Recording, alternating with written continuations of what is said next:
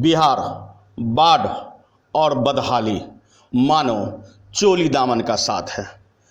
बिहार में अक्सर बाढ़ दस्तक देती है, बल्कि यूं कहिए हर साल बाढ़ का दंश झेलता है बिहार। नेपाल के रास्ते बाढ़ बिहार में आता है और तबाही मचाता है। कभी भुतहा नदी विकराल रूप लेती है तो अररिया डूब जाता है। कभी बाढ़ का पानी बिहार के विभिन्न जिलों को परेशान करता है, घर नीलता है, खेत निगलता है और निगल लेता है कई जिंदगानी। सुशासन बाबू देख लीजिए किस तरह गरीब अपनी रोजी रोटी चलाए। देख लीजिए किस तरह गरीब यूं जिंदगी गुजर बसर करे। यह निश्चित रूप से बेहद पीड़ाजनक है। सुशासन बाबू अब नहीं आप चेतेंगे तो कब चेतेंगे। अब बिहार में चुनाव भी है और ऐसे में गरीब जनता बाढ़ के इस पीड़ा से, घर खोने की पीड़ा से, खेत खलियान के डूब जाने से जिस तरह सड़कों पर है, उनकी सुधि अब आपको लेनी चाहिए। बिहार के पूर्णिया जिला के आमोर के ज्ञानद्रोप वार्ड नंबर 3 नगर टोला सिमलवाड़ी ले चलते हैं आपको और दिखाते हैं सुशासन बाबू कि किस तरह कनकई नदी और दास नदी घरों को निगल रहा है, किस तरह निगल रहा है लोगों को और किस तरह निगल चुका है उनके खेत और खलिहानों को। सरकारी राहत मानो ऊंट के मुंह में जीरा है जो यहाँ आता ही नहीं। लोगों की तकलीफ़ें हैं, शरीर पर कपड़े नहीं। आपको बता दें यहाँ की गरीब जनता के बदन पर से कपड़े भी अब नदारद है। पीड़ा और दर्द से वे कराह रहे हैं। अब तो सुधि लीजिए सरकार, अब तो सुधि ले ही लीजिए सरकार। बिहार का यह दंश और बाढ़ की यह पीड़ा अब आपको अगले चुनाव की कुर्सी तक ले जाने में तभी मददगार होगा जब आप इनकी सुनेंगे तो ये और इनके अपने आप को वोट दे पाएंगे। वोटों की राजनीति तो चलती रहेगी, लेकिन इनकी ज़िंदगी में जो पीड़ा है, एक सुशासन बाबू होने के कारण, इनका मुखिया होने के कारण, सूबे का मुखिया होने के कारण आपको इनकी सुधि लेनी चाहिए। देखना होगा कि एक ईमानदार कोशिश आखिरकार प्रशासन जनप्रतिनिधियों के माध्यम से आखिर कब। सवाल उठता है तो जवाब भी ईमानदारी से ढूंढा जाना चाहिए।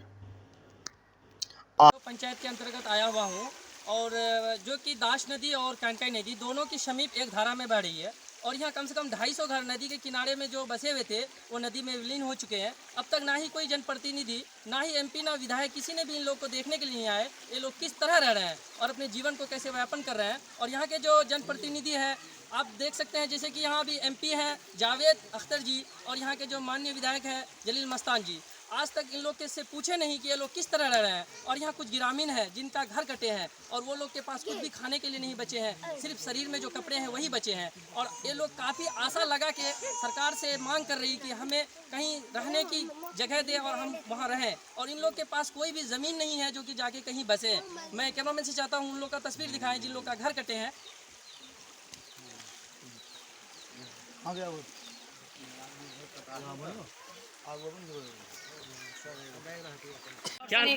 कटी जे छै, हमर सने घर कटी यहाँ भासे छै, बाल बच्चा के अंग में कपड़ा नहीं छै, एकटा कोई चीज नहीं छै। हमरा सने के कोई देखनी अखन तक से नहीं लो छै। हमर सने रहा कौन है तो की करबो। हमरा सने अगर कतहु जगह छी कुछ छी, अगर बाँसिए छी कुछ छी, केकरो लग चट्टा मांगे छी तो कोई नहीं बस्ती में देने वाला, केकरो बचलो छी। यहाँ का जो विधायक है, एमपी है, वो लोग अभी तक नहीं आए? नहीं सर, नहीं आया है यहाँ, कोई नहीं आया? कोई नहीं। आप लोग का जो नदी में घर कटा तो सामान बचा पाए आप लोग? नहीं, हम लोग सामान सब हम लोग का नहीं बचाने का, हम लोग बाल बच्चा लेकर के हम लोग भागेंगे कि हम लोग आया धसान है और हम लोग जमीन नहीं पाते हैं घर उठाने के लिए। अभी बहुत परेशानी हाल में है, घर में गंजी ना है। देखिए अभी बदन में कोई कपड़ा नहीं है। बताइएगा ये कितने घर अभी तक नदी में विलीन हो चुके हैं? सर अभी तक जो है तकरीबन 150-200 घर जो नदी में विलीन हो चुके हैं और 500 घर ऐसे हैं जो कि अभी नदी के बिल्कुल किनारे में है। अगर इसको नहीं रोका जाता है तो ये 500 घर बेघर हो जाकर बर्बाद हो जाएंगे। और इसके रफ्तार पानी की आप देख ही रहे हैं कितना तेज़ रफ्तार है, जिसके कारण ऐसा हुआ कि कई मकानात आज को 3 दिन पहले ये मकानात को तोड़े गए हैं, खोले गए हैं, आपके सामने हैं। अच्छा, कितने घर कटे हैं? घर तकरीबन 150 कटे हैं इस साल। अच्छा, टोटल मिला के बताइएगा। जी, टोटल मिला के 250 कटे हैं। जी। तो इसके लिए कोई भी जनप्रतिनिधि अभी तक? नहीं, कोई सहारा नहीं हम लोग को। कोई सहारा नहीं। कोई इसके सहारा लिए नहीं। सरकार से आप लोग क्या चाहते हैं? हम लोग सरकार से ये चाहते हैं कि जितना कर जल्दी हो सके इस नदी के अंदर में बोल्डर हो या हम लोग को बचाया जाए, नहीं तो कहीं सरकार विहार ज़मीन हो जहाँ हम लोग को बचाया जाए। क्योंकि हम लोग गरीब मजदूर लोग हैं, बहुत मेहनत से कमा करके 10 डिसमिल 5 डिसमिल ज़मीन लेकर बैठे थे, लेकिन अब हमारे पास कोई चारा नहीं है। और लॉकडाउन में वैसे भी 9 महीना से घर पर बैठे हुए हैं। कौन सा प्रखंड है ये? ये प्रखंड अमोर पड़ता है। जगह का नाम बताइए। वार्ड नंबर 3 ग्राम सिमलवारी नगरा टोला और गेंडो।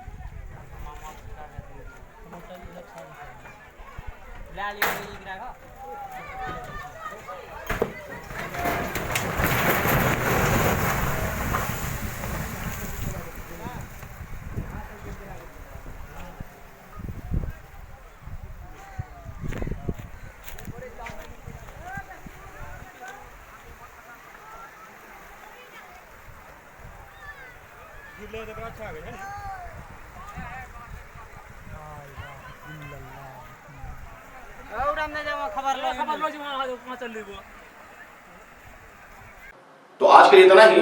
हमारे साथ बने रहिए और खुद को रखें अपडेट। तो देखते रहें अनुभवी आंखें न्यूज। और हाँ, पढ़िए भी अनुभवी आंखें अखबार। हमारे वॉलंटियर सदस्य बनिए और आधार कार्ड वोटर कार्ड की फोटो कॉपी भेजते हुए हमें इस नंबर पर कॉल कीजिए 8826227802। लाइक और सब्सक्राइब करना ना भूलें दोस्तों। हर तरफ गूंजते आवाज में जब आपकी आवाज दबने लगे, सत्ता के जोड़ में जब खबर छुपने लगे, तो फरियाद नहीं, जरूरत है नई शुरुआत की। देखते रहिए 9+ न्यूज, हर सच आप तक। चैनल सब्सक्राइब करना ना भूलें।